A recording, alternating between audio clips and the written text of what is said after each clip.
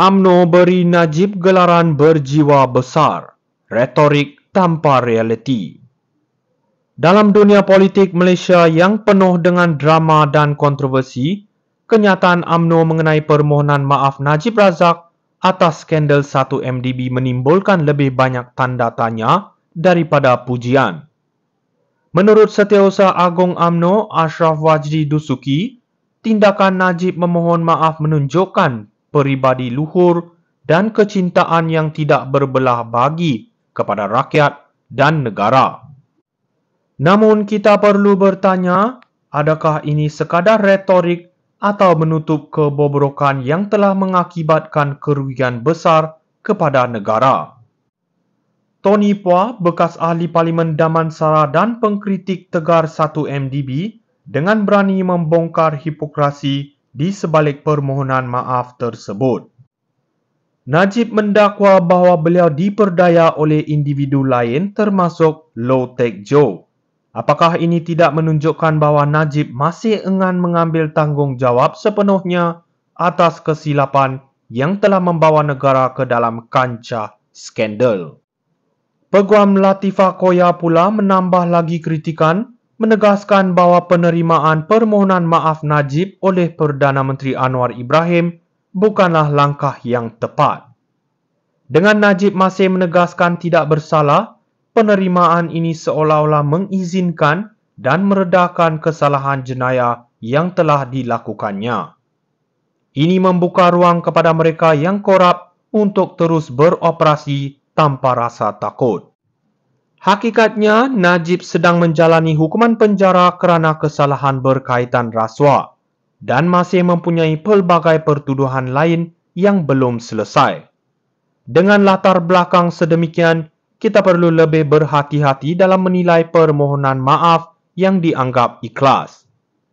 UMNO dalam usaha untuk membela Najib seharusnya sedar bahawa pemohon maaf bukanlah tiket untuk melarikan diri dari keadilan. Rakyat Malaysia memerlukan pemimpin yang mampu mempertahankan maruah dan integriti, bukan pemimpin yang hanya tahu bercakap tanpa sebarang tindakan susulan. Hanya dengan memegang prinsip keadilan dan ketelusan, kita dapat memulihkan keyakinan rakyat terhadap sistem politik negara. UMNO beri Najib gelaran berjiwa besar, retorik tanpa realiti. Dalam dunia politik Malaysia yang penuh dengan drama dan kontroversi, kenyataan UMNO mengenai permohonan maaf Najib Razak atas skandal 1MDB menimbulkan lebih banyak tanda tanya daripada pujian. Menurut Setiausaha Agung UMNO Ashraf Wajdi Dusuki, tindakan Najib memohon maaf menunjukkan peribadi luhur dan kecintaan yang tidak berbelah bagi kepada rakyat dan negara. Namun kita perlu bertanya, adakah ini sekadar retorik atau menutup kebobrokan yang telah mengakibatkan kerugian besar kepada negara?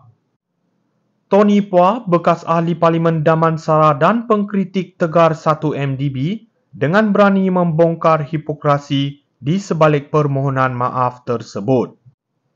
Najib mendakwa bahawa beliau diperdaya oleh individu lain termasuk Low Taek Joe. Apakah ini tidak menunjukkan bahawa Najib masih enggan mengambil tanggungjawab sepenuhnya atas kesilapan yang telah membawa negara ke dalam kancah skandal? Peguam Latifah Koya pula menambah lagi kritikan, menegaskan bahawa penerimaan permohonan maaf Najib oleh Perdana Menteri Anwar Ibrahim bukanlah langkah yang tepat. Dengan Najib masih menegaskan tidak bersalah, penerimaan ini seolah-olah mengizinkan dan meredakan kesalahan jenayah yang telah dilakukannya. Ini membuka ruang kepada mereka yang korup untuk terus beroperasi tanpa rasa takut. Hakikatnya, Najib sedang menjalani hukuman penjara kerana kesalahan berkaitan rasuah dan masih mempunyai pelbagai pertuduhan lain yang belum selesai. Dengan latar belakang sedemikian, kita perlu lebih berhati-hati dalam menilai permohonan maaf yang dianggap ikhlas. UMNO dalam usaha untuk membela Najib seharusnya sedar bahwa pemohon maaf bukanlah tiket untuk melarikan diri dari keadilan.